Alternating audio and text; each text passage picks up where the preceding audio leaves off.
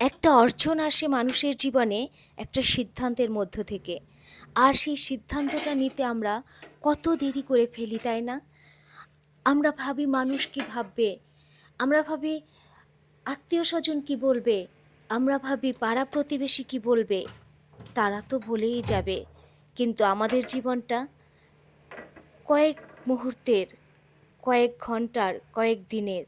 আর চারদিকে যে অস্থির অবস্থা বিরাজমান, সেটা ভেবে তো কয়েক সেকেন্ডের জীবন ভাবতেই এখন বেশি স্বাচ্ছন্দ্য বোধ করি। আসসালামু আলাইকুম, শুভ সকাল। সকালের নাস্তা তৈরি করছিলাম আর মনে মনে এই কথাগুলো ভাবছিলাম।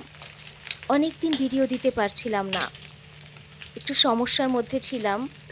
তারপরও যারা আমার সাথে আছেন, ছিলেন, থাকবেন, তাদেরকে অশেষ ধন্যবাদ। আমি চেষ্টা করব রেগুলার ভিডিও দিতে।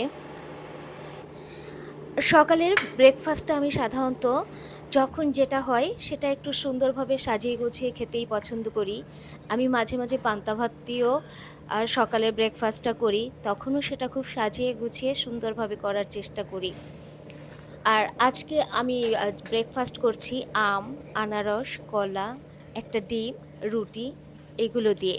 আর শেষে একটা সুগার এবং সুগার ফ্রি কফি তো থাকবেই, ব্ল্যাক কফি। যাই হোক, যেটা বলছিলাম, মানুষের জীবনে অস্থিরতা চারিদিকে কিভাবে, এটা আসলে আমি হিসাব করে মিলাতে পারছি না, কিভাবে অস্থির হয়ে উঠেছে মানুষগুলো। আমি সেই দিন মাইলস্টোনে যে অ্যাক্সিডেন্টটা দেখেছি, একটা বাচ্চা, ছোট একটা বাচ্চা কিভাবে মানে ঢলে পড়ছে আর হারছে। বারবার আমার রোদেলের কথা আমার মনে হচ্ছে যে আজকে যদি ওটা আমার ছেলে হতো। আসলে আমি ঠিক বলতে পারছি না। আমি আল্লাহর কাছে অসীম অসীম অসীম কৃতজ্ঞ। আমি সবসময় শুকরিয়া করি যে আল্লাহ এখনও আমার ছেলেটাকে হেফাজতে আমার কাছে রেখেছে। আমার ছেলেটা তার মায়ের মুখ দেখতে পাচ্ছে। আমি জানি না আমরা কতটুকু সময়, কয়েক সেকেন্ড বাঁচতে পারবো, তাও জানি না। এই যে ব্রেকফাস্ট করে বাইরে চলে যাচ্ছি, বাসায় ফিরে আমি আমার ছেলেটাকে জড়িয়ে ধরতে পারবো কি না, এই নিশ্চয়তাটুকু আমরা কেউই দিতে পারি না।